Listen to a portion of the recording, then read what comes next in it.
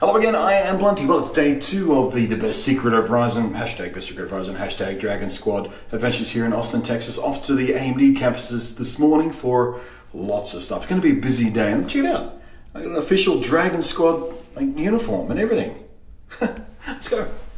So off to the Texan campuses we, the Dragon Squad, went. MSI, and we with them, were the very first partners to ever be invited to tour the AMD campus, and that was pretty special. I think we'll be getting more of a tour around tomorrow, so hopefully I can actually show you more of the campus. But for today, we mostly sat in the meeting room, welcomed by AMD's Senior Director of Component Marketing, Social and Operations, Mr. Gerald Youngblood, who, you'll be happy to know, is one of us, a gamer, a system builder, and he's even inducting his young son into the joys of custom PC building. And for a bloke with such a long job title and such a high position in a company like AMD, he was a refreshingly down-to-earth and open guy, so that was nice. At the end of the day, what AMD is at our heart, we're a bunch of engineers that are trying to make technology that will change the world. That's it. Simple. There are only 2 companies in the world that really make high-performance CPUs. There are only 2 companies in the world that really make high-performance graphics. And we're the company that does both. And we want to do it better so that we can drive the ecosystem forward. So at our heart, we're engineers that want to move that conversation forward. So whether it's on the graphics side, CPU, the data center, consoles, whatever, there's a bunch of engineers down a couple paces from here that are trying to outdo each other every day. And there's a marketing team and a social team that's trying to outdo each other every day so that we can add to the community around this PC industry and really around the computing and graphics industry overall. We spent most of the rest of the day getting thoroughly briefed on MSI's motherboard lineup, which, by the way, is the most comprehensive motherboard lineup for the new AMD Ryzen CPUs out there. Over 12.5 different options covering all feature sets and price points. So, and I know all this is sounding like a marketing line, but it's still true. Whatever kind of PC you're trying to build, from basic workhorse to mainstream gamer, enthusiast gamer, right up through to heavy-duty content creation, which, by the way, the Ryzen CPUs are really good at, MSI have something that will be damn enticing to you, I bet ya. Plus, they have some sweet little joy bonuses like Mystic Light, which centrally controls all the lighting in your rig via software, heat spreader shields for the M.2 drives to help them keep performing at their very best, and rather more practically, a new technology called A-XMP, which, much like the vanilla XMP you may be familiar with on motherboards for Intel CPUs, is made to make getting your RAM overclocked super duper easy, like 1 click easy, well, maybe 2 clicks. Not many clicks anyway. But that's all just if you're a happy-sappy newbie to overclocking. If you want to get brutal, you can dive into MSI's lovely BIOS and kick things around the hard way to squeeze every last drop from your RAM and CPU overclocks. And to that end, we also had a fantastic briefing from a Mr. Robert Halleck, who is AMD's evangelist for processor technologies. How's that for a job title? And after he briefed us on those processor technologies, the nitty-gritties of Ryzen, he kind of held a mini masterclass on RAM and CPU overclocking, which, once I shut up, I'm going to show you in full because there's just no way in Texas that I could say it better, clearer, or as simply. So, with me shutting up, take it away, Robert, and thanks. Yeah, so I do technical marketing for processors at AMD. My name is Robert Halleck. I know you guys probably have lots of Ryzen questions, and I am here to answer them and hopefully give you some information along the way.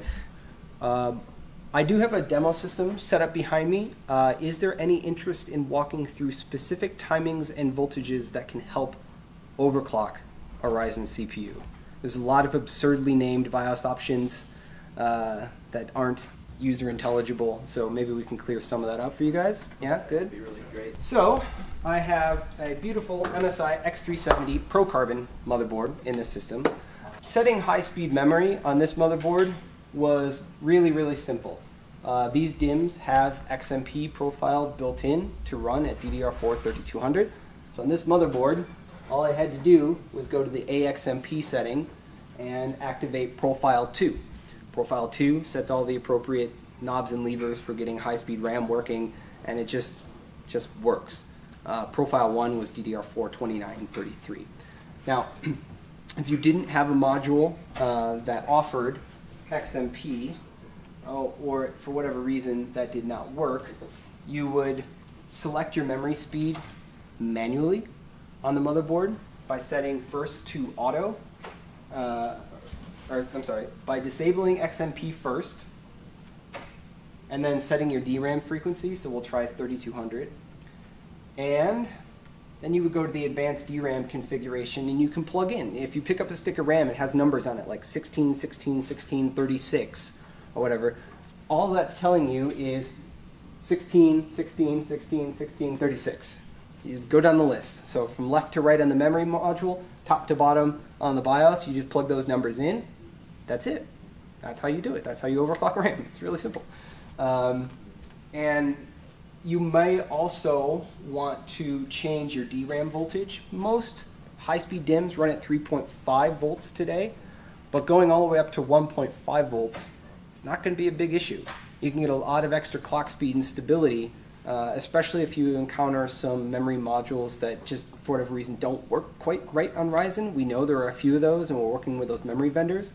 So taking your DRAM voltage up to 1.4 or 1.5 can really help stabilize memory overclocks. There was another entry here called proc ODT. Proc ODT is processor on die termination. And when you have a stick of memory and a signal from the CPU goes out and into the stick of memory, that voltage, that signal has to go somewhere. It doesn't just disappear. It's energy, right? It's electrical signal. So the on-die termination is a value that determines whether or not or when that signal should be canceled out. Right? If you want the signal to be a 0, a binary 0, and the memory or the CPU thinks it's a binary 1 because this value is set wrong, then you're going to have memory instability or memory corruption. So proc ODT, tons of options, but generally you want to try something between the range of 40 and 60 ohms on this motherboard. Other motherboards have this feature too, but this also can help stabilize very high-speed memory overclocking. So if you have a stick of memory that's just fussy, or you're trying to run four 8-gig sticks or something like that at very high speed, somewhere between 40 and 60 ohms on proc ODT, and not more than 80. Do not go higher than 80. That can be a great way to stabilize your motherboard. Now, if you go higher than 80, you better have liquid nitrogen. So that's an option here. What else? Let's see. So now, in terms of voltages, core voltage, that's obvious. That is the voltage going to the processor cores themselves, the Zen cores. And so, I wish I had a whiteboard. In Zen, in the Zen architecture, you've got the CPU cores. No, yeah, I'll use this one over here. Let me wander over here. Inside the Zen core, you've got the core itself.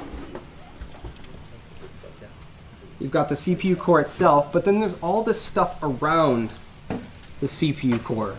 That's called the Uncor, or the SOC. The Uncor includes things like PCI Express bus, memory controllers, USB, SATA. So when you're adjusting the V-core, all you're doing is adjusting the voltage of the CPU cores themselves. There is a separate voltage setting, often called SOC voltage, that affects the voltage for this, the Uncor part. And by raising Uncor to 1.1 volt, it's a huge improvement in the stability of a high-speed memory overclock. So if you've got DIMMs that, for whatever reason, just don't work automatically for you at high clock speed, setting to 1.1 on the Uncor can be hugely, hugely beneficial. All right, back over here. There are some voltages you can generally ignore. The CPU NB voltage, that's the CPU Northbridge voltage. That's the chipset voltage. X370, B350.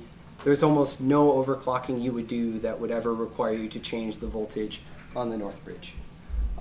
DRAM, covered that. VPP. Memory, the actual contents of what gets stored in memory is stored in a matrix of rows and columns. And when you want to access memory, a little electrical signal goes out, finds the correct column, goes down, finds the correct row, goes over. And when those two electrical signals meet, that's your storage. That's the item from memory that you want. Now, if you want to change the contents of memory, there's this little single transistor that is sitting next to each cell. Think of Microsoft Excel, right? You've got rows and columns with cells in them. If you have data in each cell, there's a little transistor that sits next to each one, and applying voltage to that transistor is what actually moves data in and out of RAM. So if you are, again, trying to push a high memory overclock, it is very possible that the signals for switching information in and out of memory are getting confused, are getting corrupted by the clock speed. So raising the VPP voltage a little bit can help you. On this motherboard, there are separate, call them termination voltages. A termination voltage is voltage going into the memory, job is done, kill the voltage. That's what VREF is. You can set a separate one for memory channel A, memory channel B.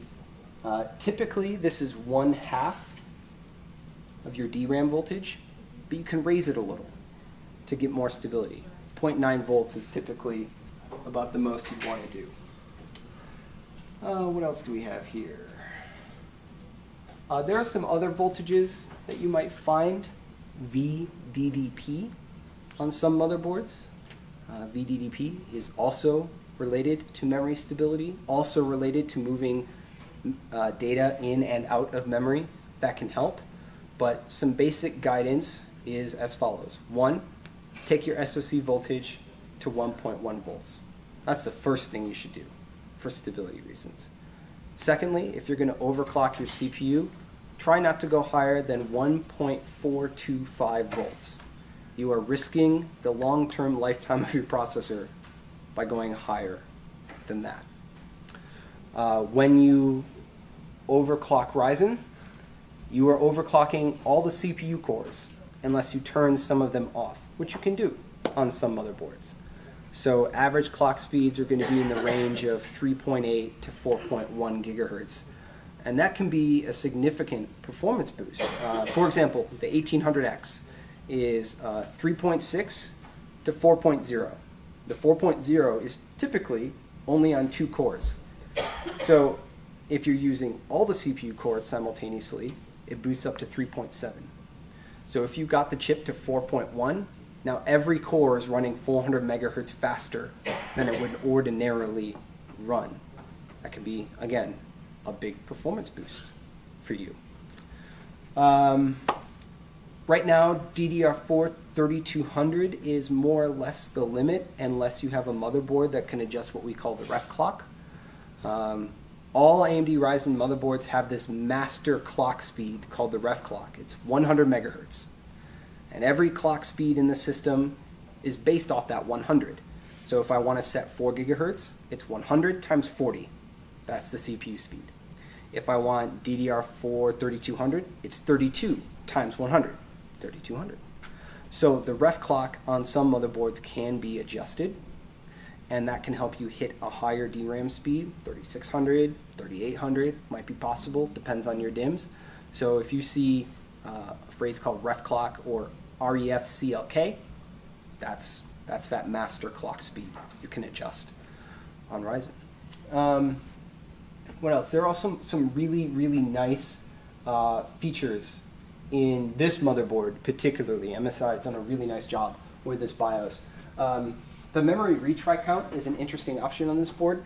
By default, Ryzen will test a certain memory speed 3 to 5 times, and then if it can't do it for whatever reason, either the voltage is not right or the clock speed's just too high, the system will automatically fall back to safe settings and then reboot for you, rather than having to get inside your computer and reset the CMOS or something like that. It's an automatic reset. But on some very high overclocks, it might be possible after the 7th or 8th attempt to hit that clock speed. So on this motherboard, you can actually change the number of attempts the CPU will make before automatically resetting. And this is the first time I've seen this on a motherboard. It's a really, really clever feature for overclocking. These can be good. So over voltage protection, probably a good idea. Remember how I said don't go higher than 1.425? It would be a good idea to enable overvolt protection on this board, or any board that offers it if you're trying to overclock. It can save your processor or your motherboard if something goes wrong. Great thing to do.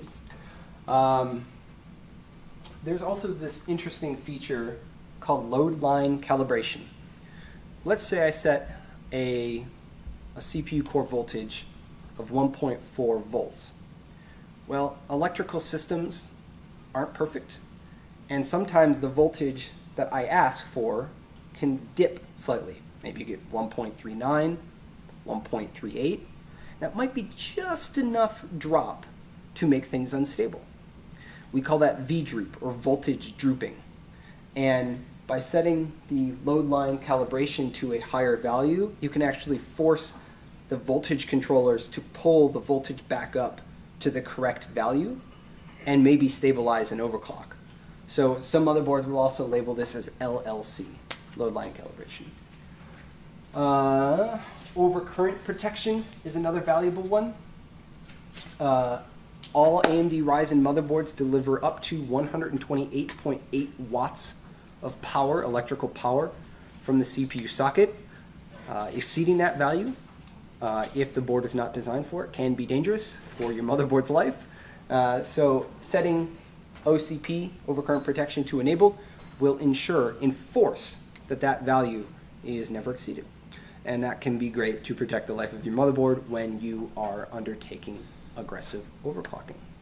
Basic steps that I would do as a user. Let's say I bought DDR4 3200, wanted to overclock my processor. I would come into the BIOS here, and first thing I would try is enable the AXMP feature. Let the motherboard set the memory for me automatically. It will also set the voltage for the memory automatically as well. And if that didn't work, I would go in and program those things myself based on the specs in the box. I would try 1.35 volts, plug in the timings myself. Remember, going left to right, top to bottom. And then if that didn't work, I'd increase the memory voltage a little bit, bring up the memory timings a little bit, and eventually it would stabilize. The proc ODT setting, again, can be useful here.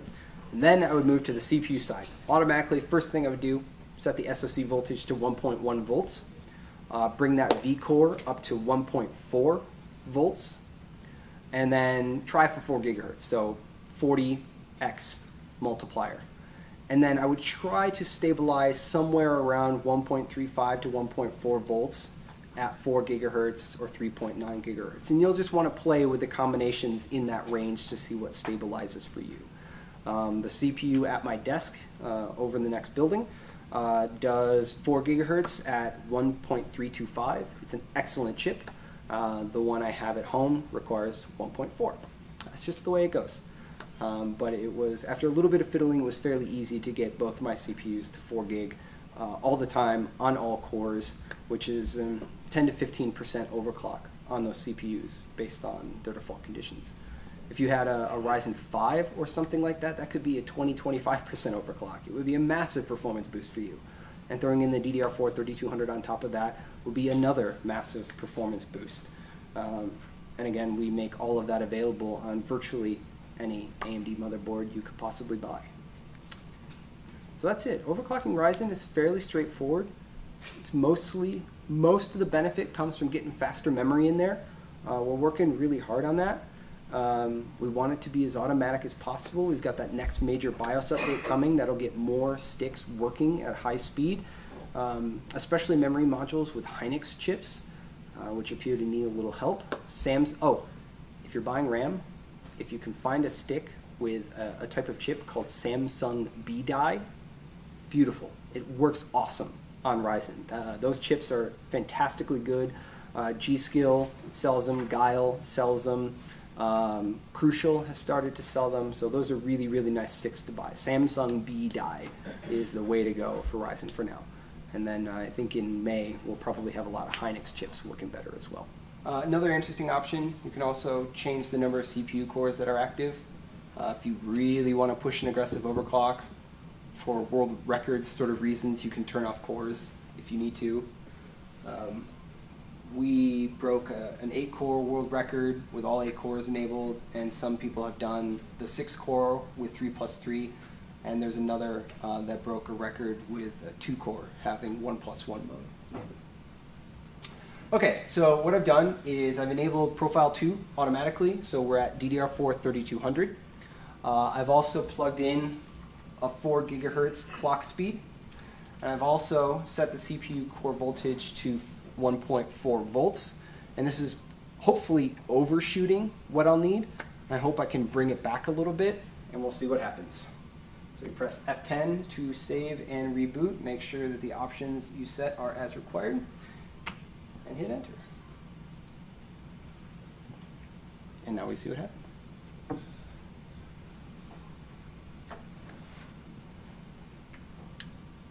I just finished assembling this system last night. I have not overclocked it yet, so I hope the silicon is good. 4 gig. The one that you said you have in your office that's running the 4 gigahertz, you run it on the Wraith cooler? I actually have a Predator XLC 280 mil water cooler. Okay. Although the one, I have built another system running at 4 on the Wraith cooler as well. I don't have much software installed on this yet. But here we are at 4 gig. Now, if I were to stability testing. 2 great ways to test a stability test. Prime 95 still is a magnificent test for testing CPU stability. And then a separate test called Lynx, L-I-N-X, is an awesome way to test memory stability. So you'll want to do maybe memory overclocking first, stability test that, and then CPU overclocking and stability test that. And those 2 tools can really get you there in terms of verifying stability. Your overclock will probably go through a couple phases of life. Phase 1 will be the I can't even boot to Windows mode. And that means you need a lot more core voltage or a lot more DRAM voltage. The next thing you might encounter is maybe when you stability test, your PC will reset. You're close. You're not quite there yet, but you're close. A little bit more voltage will get you there. And then finally, Lynx or Prime 95 will just crash. And that's when you know you've almost got it dialed in. And a little more voltage or a little less clock speed, you choose, will finally stabilize your overclock. And that's the gist. Probably easiest just to do it with Ryzen Master, because you can just keep booting back into Windows and playing with the voltages and the clock speeds. Those things you can do without rebooting the PC. You don't need to go into the BIOS.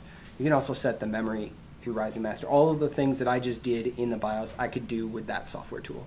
We have, in that Agiza that I talked about, an interface that links the BIOS to Ryzen Master. So when you program those settings, they are applied at boot time. Right. And then if they fail for whatever reason, the system will again automatically reset for you. All right, well, guys, I know many of you have traveled a very long way to be here, and thank you for making the time to listen to me babble at you about Ryzen and voltages and timings and overclocking. I appreciate it.